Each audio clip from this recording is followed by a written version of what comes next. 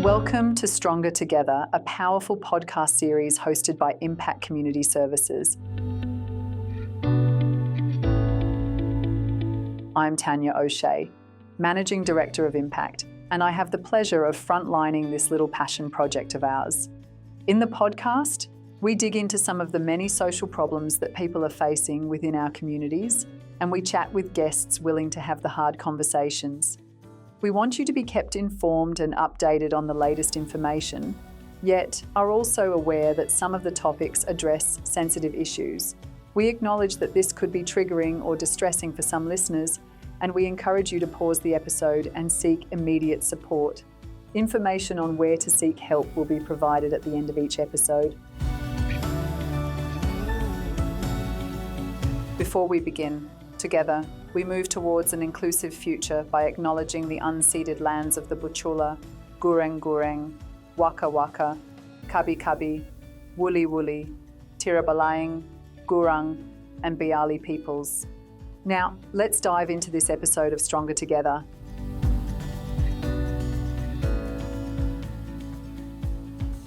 Hi, I'm Tanya O'Shea, and welcome to this episode of Stronger Together. As you know, we tackle a range of different subjects. Last time we talked about education and the new Impact Community Academy that was starting, and Principal Jenna. And that was exciting.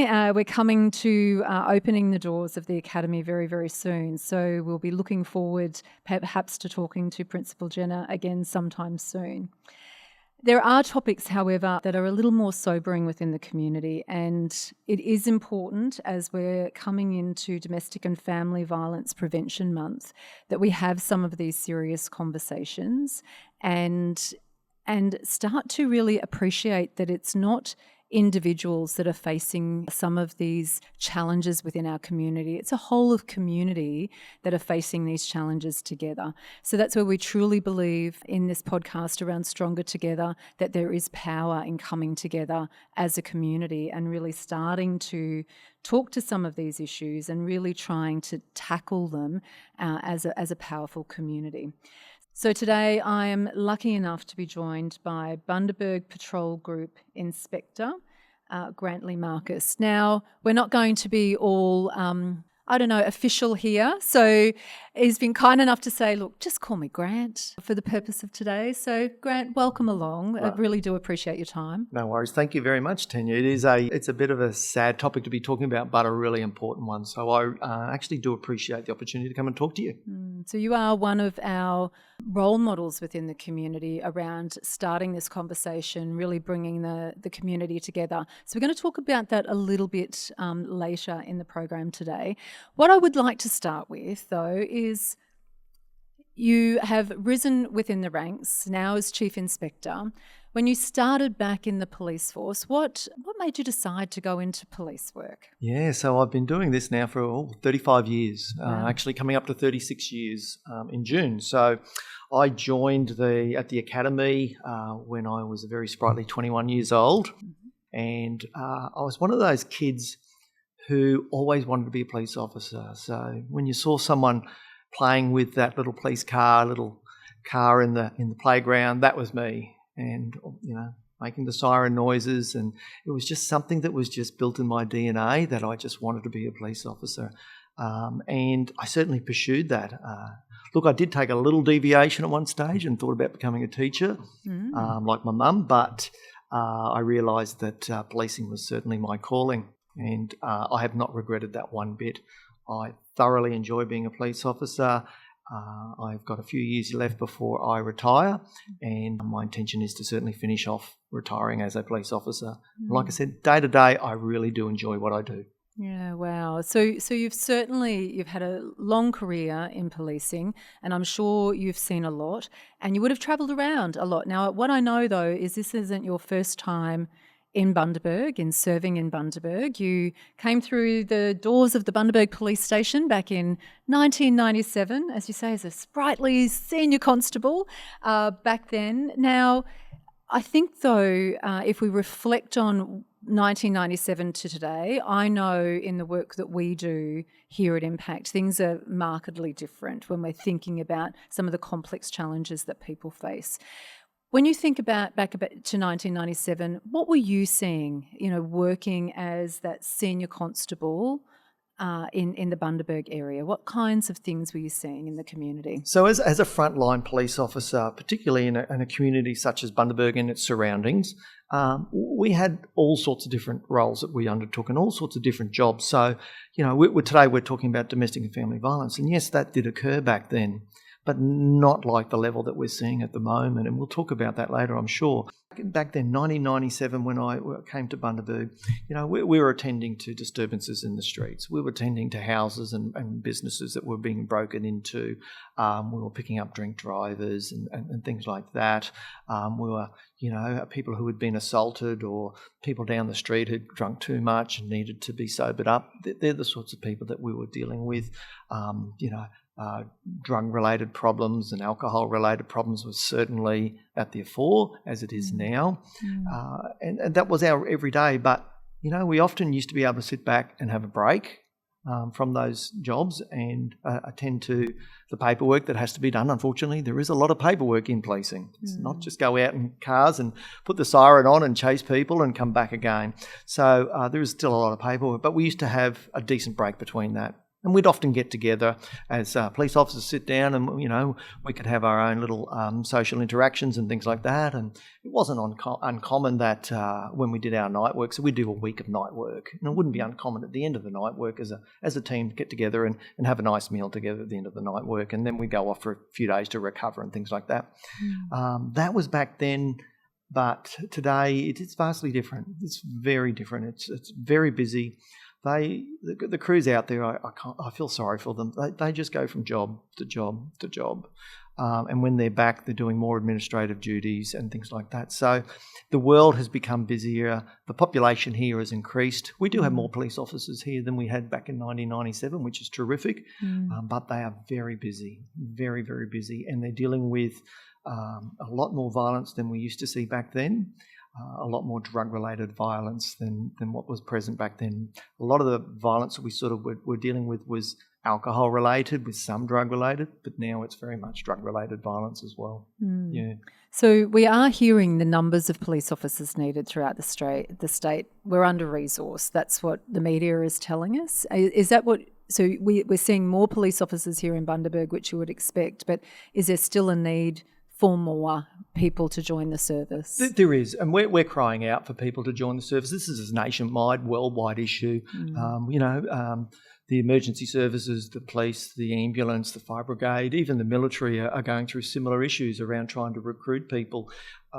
It is a highly rewarding job. That's what I'll say to people, a very, very rewarding job. But by the same token, it's a very demanding and very challenging job. And for some people, that's not what they're after. But what we say to people is, look, if you want a challenge, if you want to find something that really gives you a lot of satisfaction because you've done something magnificent for the community, then policing certainly is the thing to go to. It's not easy by any means, and there's a lot of demands on our people, but it's highly rewarding. It really is. And there's career progression, and you're testament to that if people would like to progress throughout their career, there are opportunities to grow and learn and travel, see different parts of the country. Absolutely. And, I know we're not on a recruiting sort of program here at the moment, but it is. And there are a large number of locations throughout Queensland that police officers can be based at. And there is a massive variety of roles that they can undertake. It's not just being on the road. There are so many different things with dog squad and with water police, with our stock squad, our mounted police. We've got detectives, plainclothes officers. We've got radio technicians, our forensic experts. So many police officers who work within schools and things like that. So there's a vast array of jobs within the career of a police officer. Yeah, great. Look, we do employment here, so I think it's important to give it a plug when you get the opportunity. Absolutely. And look, at the moment, what I can say is that for the Bundaberg area, all our current positions are full. So, which is good to know. Fabulous. So it is good to know, and we have got a lot more recruits that are coming out of the police academy throughout the remainder of this year, which is going to further boost our numbers to give us a better ability to manage those demands that we have. No, great, thank you.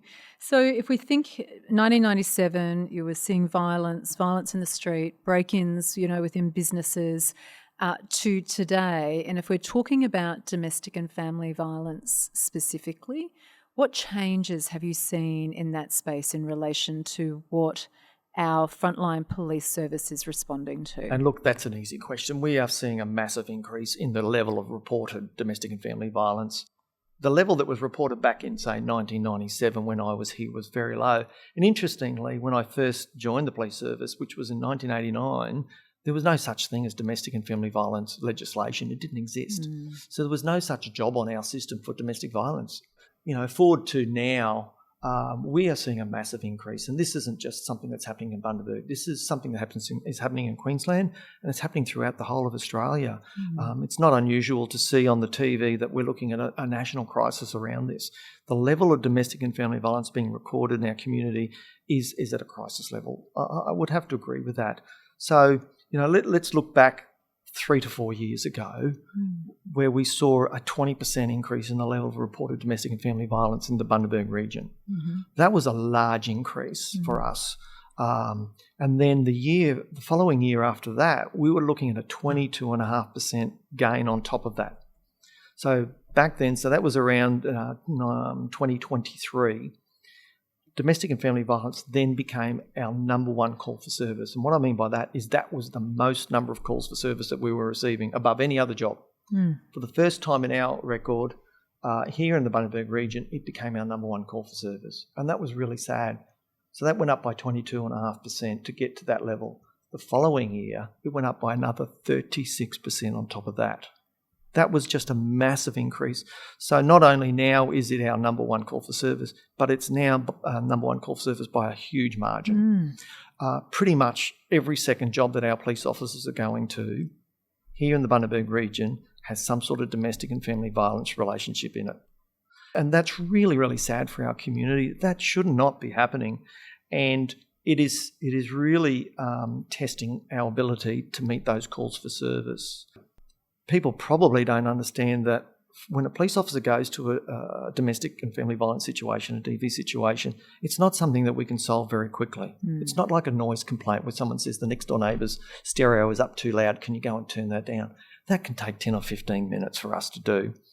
Domestic and family violence can take half a shift, so we're looking 3-4 hours for an officer to go and deal with a domestic and family violence incident.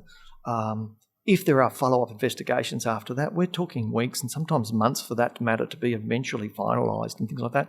So when you start seeing the numbers of those types of DV incidences occurring, and then you add on the level of hours that it takes for police to deal with those things, you start to imagine how much impact that is having on our ability to do other policing roles as well within the community. So we don't just do domestic and family violence, as people know. We're here about stopping crime, making our communities safe, about making our roads safer and things like that. We want businesses to be able to operate without people going and breaking into them or stealing things off their shelves. We want people to be able to live at home and not be in fear of their houses being broken into or their cars being stolen and things like that. That's our role.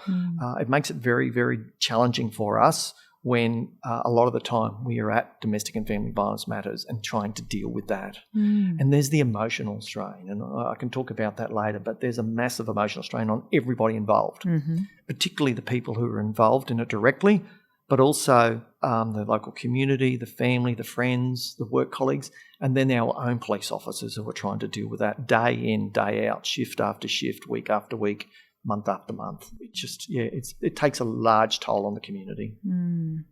So you mentioned back in 1997 that the domestic and family violence, it existed. We knew it was in communities. And today those stats just blow my mind. It's concerning, the level that we're getting to and the more that we're seeing that in communities. Why do you think those stats have risen so significantly in the last 3-4 years? What's that about? I think it's a combination of a few things. And this is my thinking. So obviously our population is increasing. Queensland has the largest migration of people to the state from other states and internationally. So our population in the state is increasing. So more people, more than likely, you're going to see increases in reported domestic and family violence. I think another big issue here is that people are more comfortable with reporting domestic and family violence. When I first joined the job, like I said, there was no such thing as domestic violence job in policing. It was something that happened behind closed doors.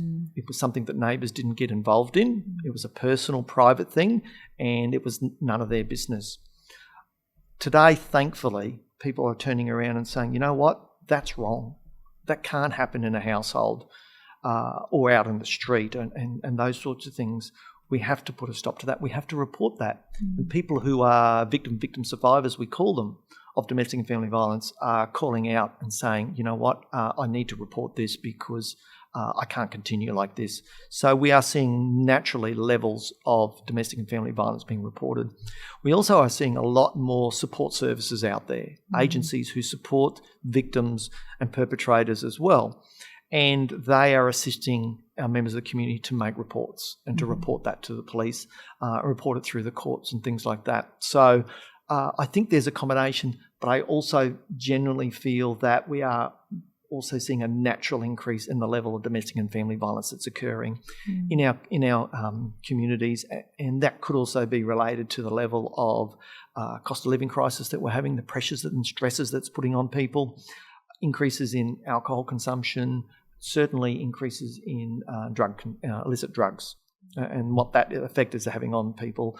Methamphetamines really affects the minds of people and how they react and behave to other people, and it's quite unpredictable. So we're seeing those experiences. So you combine all of those together, you combine the cost of living stresses, you combine increase in population, the comfort of people to report it, and the increases in drug and alcohol use. All of those combined, in my opinion, is what's leading to the situation that we're seeing at the moment. You mentioned earlier too, when you first joined the service, there was no such thing as domestic and family violence. Roles, training, back then. Now there's been shifts in, legislation and training. Tell me more about how that has evolved and what you've seen over your time in relation to the training and what's now required of people working in the police service when it comes to domestic and family violence. Certainly. So even the legislation on its own has evolved over time. So when it first came out, it only involved either current or previous couples who were together or had a child together and things like that. It was for couples only. It was, your domestic related relationships.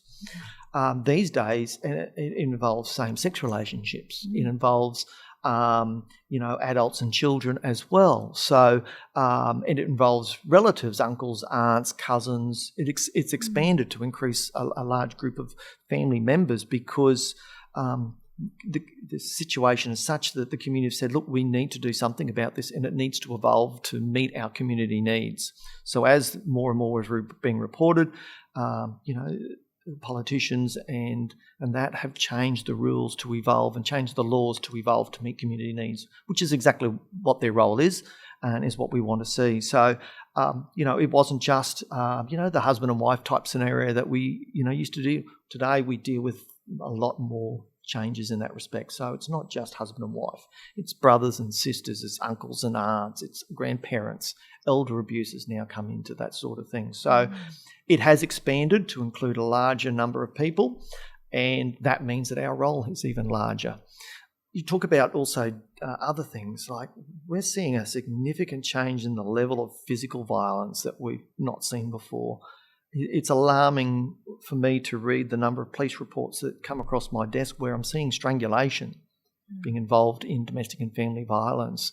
That is a really concerning trigger for really serious violence, where we're starting to see, potentials for homicide and things like that when you start seeing strangulation. So to see those statistics starting to rise, that's really concerning also. So there's actual roles now, isn't there, within the service that specialise in domestic and family violence? So there's been training provided to officers more broadly, but then there's specialised roles. Can you tell us a little bit about that? Certainly. So yeah, it's definitely. Like when I first joined the job, and even back in 1997, there was very little domestic and family violence related training.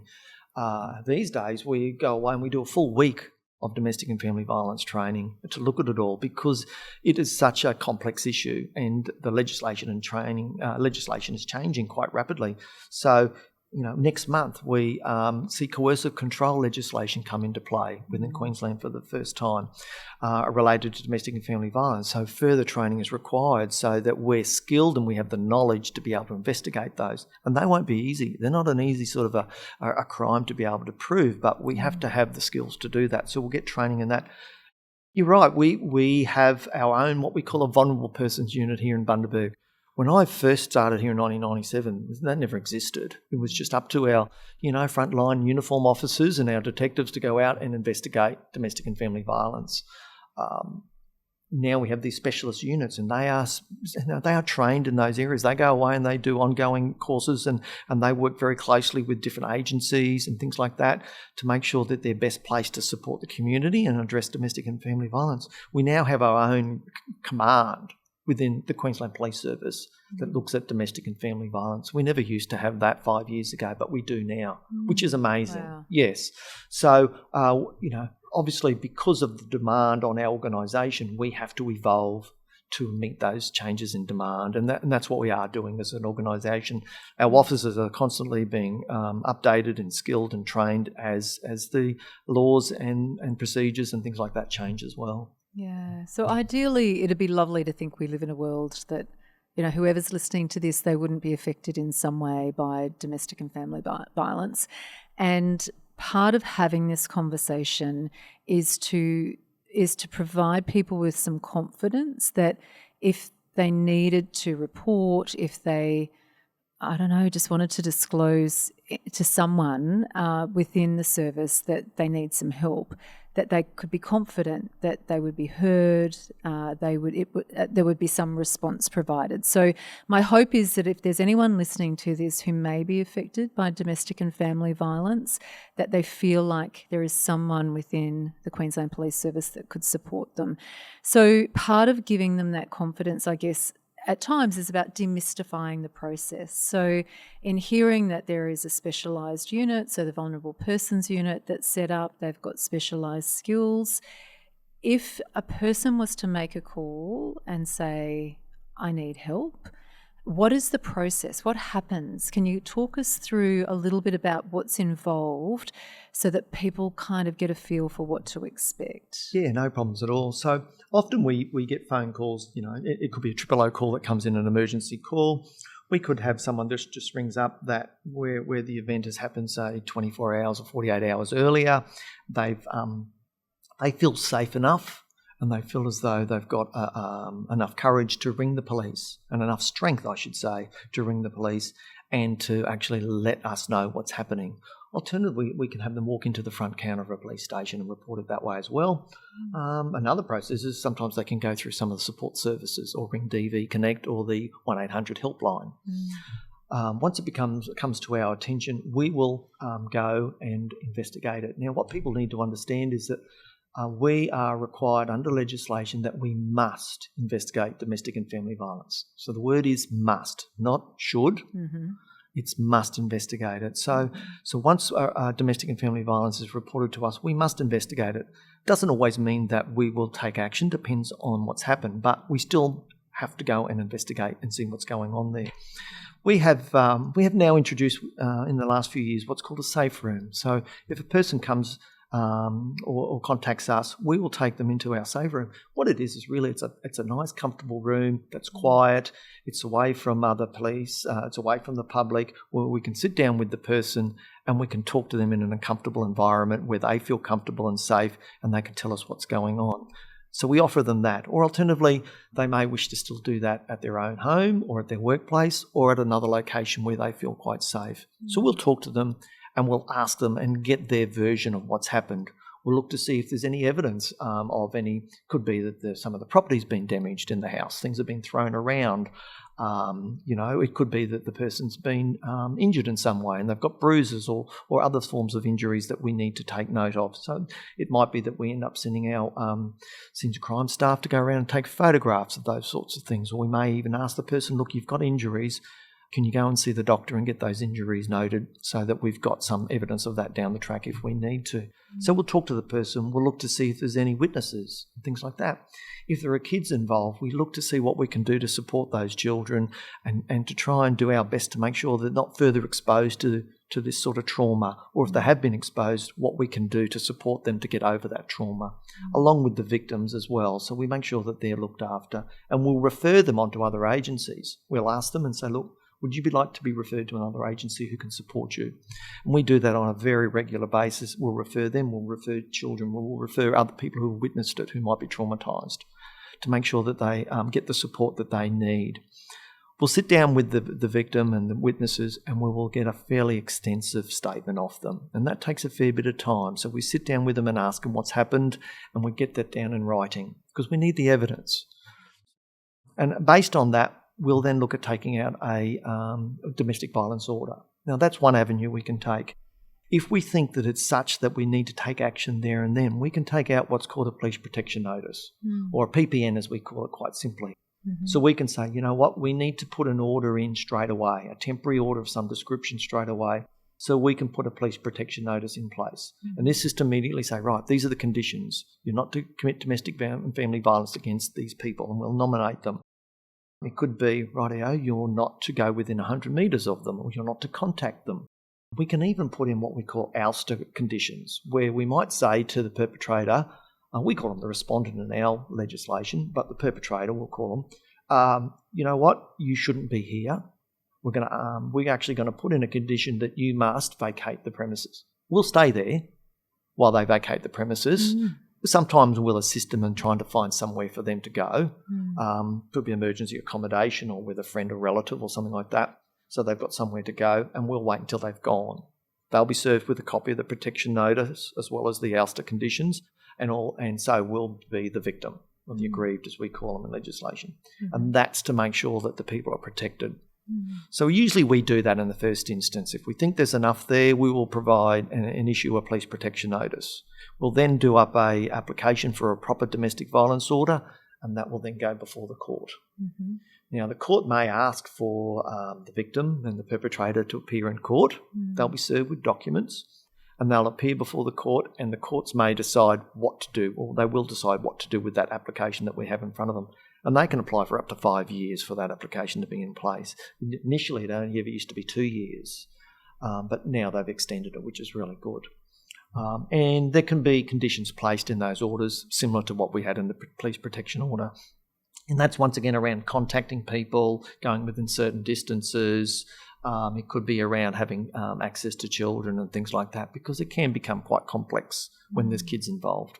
That's once the order's in place, from there we can, we basically try to make sure it doesn't happen again. And that's our aim, is to try and prevent from domestic and family violence from reoccurring. And to make people feel safe in homes. That's the ultimate aim. A lot of the times when we turn up, that's basically what they want out of it all, is like, look, I just want to be able to live in my house in a calm and safe way, and I just want us to be able to love one another and live together. And that's not a hard thing to want. That's what most people want in their relationship, but sometimes it doesn't always work out that way. And the police protection notice and the domestic and family violence orders are there as a mechanism to try and ensure that does occur. That's one avenue. And that's what we'll do. We'll sit down with the person. We'll try and support them in every way we can, identify what's the best protection that person needs given their circumstances, and to put that in place and to try our best to make sure that the domestic and family violence does not reoccur. That's the ultimate aim. Yeah, absolutely. So there were a few key things for me. So the police must take action if there is domestic and family violence. Must investigate. Must investigate. The listening, supporting, that's available. I also heard you say that in some instances it could be that the perpetrator may be asked to leave the premise, because that's sometimes what we're dealing with. It's the actual victim survivor who's having to flee so they're having to uproot themselves or their family and actually leave that situation. So I heard that as well. I also heard how complex it is, because what we also know is sometimes there's not physical injury that is evident that we can investigate. So I'm hearing you that some of that is incredibly complex to try and navigate through, but I think there's certainly there's hope there. There's certainly hope that change is possible, and it is about making that first point of contact, whether that's with the police, whether that's with the support service within the community that you feel comfortable with, but it is about speaking out, because there is supports that can be wrapped around. The complexity, I guess, and I'm just thinking from a bystander's perspective, whether that's a neighbour, a family member, a friend, that they kind of feel like there's something going on, but they're not quite sure. And in that situation, some people just think, well, someone else will deal with that, report that problem, that I kind of want to stay out of it because I don't want to be involved.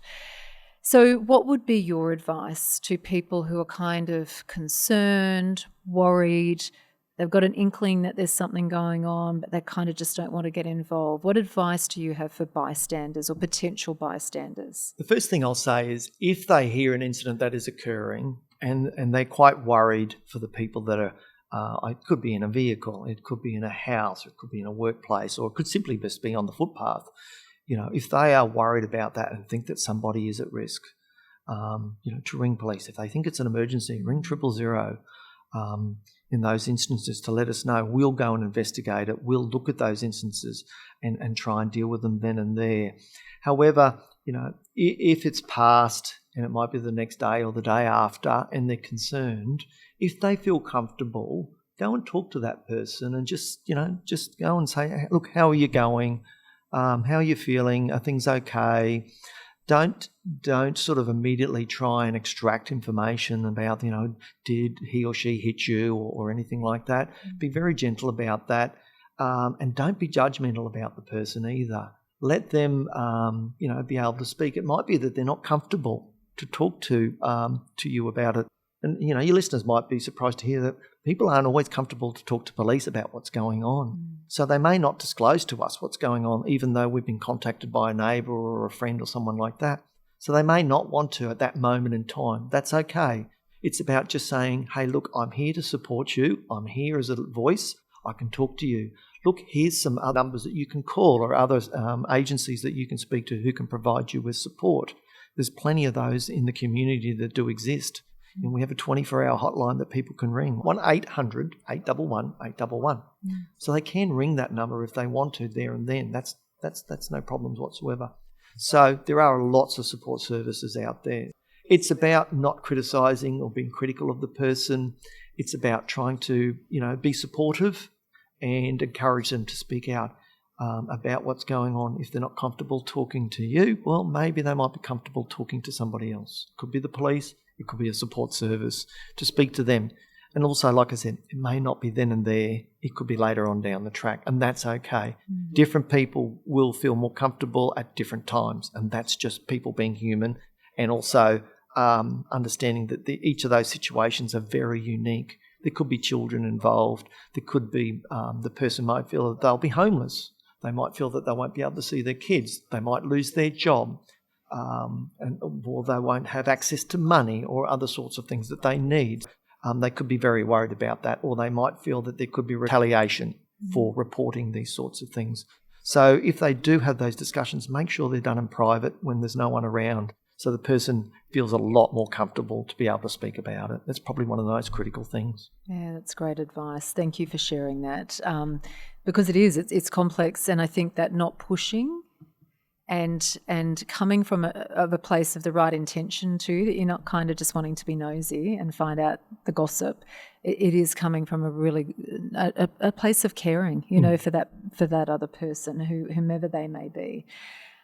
You have been leading the charge, I did say earlier, around a local community effort in getting a voice together around domestic and family violence and a DFV free community. And I love how you've talked throughout this conversation around it's not just about what we're doing as a police service, it's about wrapping whole of community supports and bringing them together. Now, this Domestic and Family Violence Prevention Month being held in May, the theme is Take Positive Action Today to Build a Safer Queensland. And that, again, is something that you have said a few times throughout this conversation, is for us, it's about keeping our communities safe. Tell us a little bit more about the vision for DFV Free Bundaberg and the community working group that you, along with other providers, have pulled together in the Bundaberg community. Yeah, certainly. And look, this is something I think that the Bundaberg community should be very proud of as well. So back in February last year, myself and representatives from Eden Place, who we work with very closely, presented to a number of community leaders, around 40, about the issues that we were experiencing, about the massive increase in the level of domestic and family violence that we were trying to deal with on a day-to-day basis, and the fact that it was unsustainable. We just could not keep at that level. They heard us. We talked about the stats that I spoke about before, and they heard us. And out of that, this community working group was developed. And really, this is what it's about. It's about members of the community who are donating their own time to come together on a monthly basis to come up with mechanisms and ways by which the community can work together to start creating a community that's free of domestic and family violence. I mean, ultimately, that's what everybody wants to have, is a safe community where there is no domestic and family violence occurring. It's a big call to create that, but we've got to. Yes, it's very bold. I have to say, it is very bold, but it's ambitious. It is. But isn't that something that we want to see, where people can go, you know what, I'm free of domestic and family violence, and so is my community. How good's that? So it's about the community members coming together and collectively deciding what they think is best for the community of Bundaberg region, not the community of somewhere else in Queensland. It's about what works and what's best for the community here. These are local members coming together about that. And the slogan that they come up with, the logo they come up with, the DFV Free Matters to me. And that's what we want everybody to start talk about, is that it is important that it matters to them to create a domestic and family violence free community here in the Bundaberg region. And that's what we want to see. So at the moment, it's going quite well. We're currently in the process of working with businesses to talk to businesses how they can support, and how as a business they can manage, where they suspect that, or they know that domestic and family violence involves their staff members, what they can do in that space. It's about working with sporting groups as well, what influence they can make, what positive influence they can make, particularly on our younger generation as they're coming through our community, because we know that to change and create a community that's free of domestic violence is generational. It's not going to happen this year. It's not going to happen next year. It needs to be a generational change, a bit like cancer and tobacco smoking. It's something that can't happen overnight. It's going to take a long time, but you've got to start somewhere and work on it, and it will evolve over time. So sporting groups can make a massive and a very positive change. So it's about working with them to say, what can you do? They've jumped on board for the month of May, quite a few of them, which is fantastic. You'll see footballers running around with purple socks on, and you'll be wondering why. And I say to the listeners, ask why, because it's about bringing awareness around domestic and family violence. We're also working with schools and with the education, because like I said, it's the younger generation who set the trend for tomorrow and beyond. So it's about working with them as well around what can happen in that space. We also developed a First Nations working committee as well, purely to look at domestic and family violence from a First Nations perspective. So we have a hard-working group of First Nations members who are very proud, who want to be able to also create a First Nations community here in Bundaberg that's free of domestic and family violence, which is admirable as well. So they've all got their hearts in the right place. We're all working together collectively to try and do this, and we have to work collectively. Police can't do it on their own. Impact can't do it on its own. The politicians can't do it on their own. And other organisations who are support services simply can't do it on their own. We need to all work collectively together. We need the community to help us. And really, we want the community to walk side by side with us as we try and, cure this crisis that we've got in our community. We just can't continue on. Like I said, it's unsustainable. There's no other word to describe it. And we have to do something about it, and that has to happen now. It really does. Yeah. So you are really asking community to buy in. So the month of May, you've got something very special happening within the community as part of the DFV Free. So tell us about that and the buy-in that you're asking from to commit to this within the community. On the 23rd of April, we're holding a Community Leaders Forum, a follow-on for the one we had last year. And this is about a statement that we want, a commitment statement that we would like to see from our community leaders to say that they are going to strive and commit towards having a DV-free community here in the Bundaberg region. Why? Well, because DV-free matters to me, and this is what we want them to say. We want them to commit to that. And what we're saying to the community is we would like you to come along the journey as well. And as members of the community, commit to that also, to create a DV-free community, to say out aloud, DV-free matters to me, and let's start making a difference in our community. There are a large number of events that are occurring throughout the month of May to raise awareness around domestic and family violence and to create an awareness around the need to prevent that from occurring. What I say to the community, there is a walk for awareness coming up. There is a candlelight vigil coming up. There are numerous other activities that are occurring within the Bundaberg region and also even in the North Burnett areas. Please participate in those. Go along to them. Be part of the process. Say to your community, we don't want this to continue. This cannot continue. DV-free matters to me, and that's why I'm here to support this process. Because it's so important. The flow-on effects to our community, it's not just about domestic and family violence. It affects us in all other aspects. Can I just say, I often say this, domestic and family violence is non-discriminatory. It affects all parts of the community, all walks of life, all generations, all people with different education and employment backgrounds, rich or poor, it doesn't matter. It's in all of those areas, which is really sad.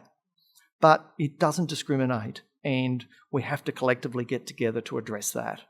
And we need the community to come on that road with us. Yeah, see your passion, hear your commitment, and it is really all parts of community coming together, as you say, and committing with that same passion that you have. And I think change is possible. I have absolutely no doubt change is possible. It's not going to happen overnight. However, we've got to start somewhere.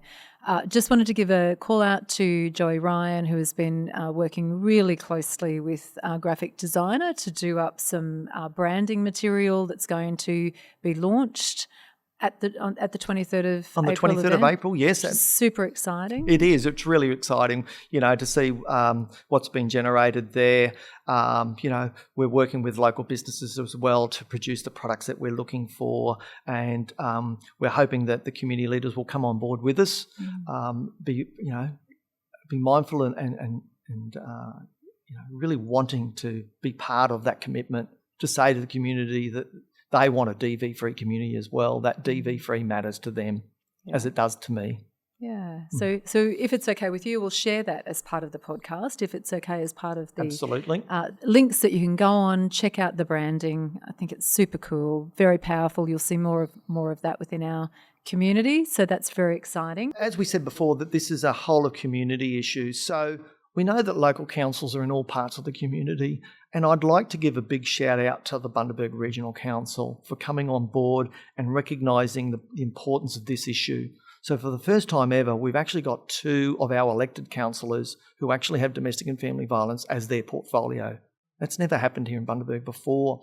The Bundaberg Regional Council have become part of that community working group and are an active and strong representative on the community working group. At the moment, they've actually got someone with the council who's doing service mapping. And what that's about is looking at what services we have out there that provides support in that domestic and family violence area so that we can understand, first of all, what's available to us. And I actually suspect there's more out there than we realise, but also what are the gaps in our community? Because once we can identify the gaps, we can start looking at opportunities to fill those gaps and provide to our community the services and support services they need to address these issues. So I think that's really, really an important thing to say. The council have done a great job, and I'd like to congratulate them for the efforts that they've put in and their commitment to this very important issue. It's not something that councils would normally get involved in, but it's, like I said, it's affecting every aspect of the community. It does not discriminate, and the councils have recognised that. And thank you to them and to their staff for the efforts they're putting in, along with all the other members of the community working group. They're passionate people. Tanya, you're on the working group as well. You know, you're just as compassionate about, just as passionate, I should say, about this issue, and trying to create a positive change for our community, which is magnificent. Yeah, absolutely. There's some amazing people standing up to, as you say, the DFV Free Matters to me. It's a very powerful slogan. So thank you very much for leading the charge on this change that is necessary within our community. Inspector Grant Marcus, thank you to the QPS, the frontline workers who are doing the really hard yards in the community, understanding as well that they're getting worn down from this. So appreciating that, you know, there's lots of support that they need as well in the work that they do. A big thank you also to the other support services who are providing supports to families, to people within our community. They are providing vital work for people who are experiencing domestic and family violence in their lives. So thank you also as listeners for joining us on this episode of Stronger Together. As normal, we will have the resources available. We'll pop that branding for the DFV Free Matters to Me on along with this podcast as well. And as always, if anything within this episode has triggered something for you, please reach out for necessary supports. So thank you for listening, and we look forward to joining you again soon. Thank you. We understand that some topics in this podcast may have been sensitive or triggering. If today's conversation has affected you, please consider reaching out for help. Lifeline offers 24/7 support at 13 11 14 or via online chat. For those in the Wide Bay Burnett region, Impact Community Services is here to help. Visit impact.org.au and click the Make a Referral button to self-refer. Again, thank you for tuning in. If you found this episode informative, please subscribe today. And remember, we're stronger together.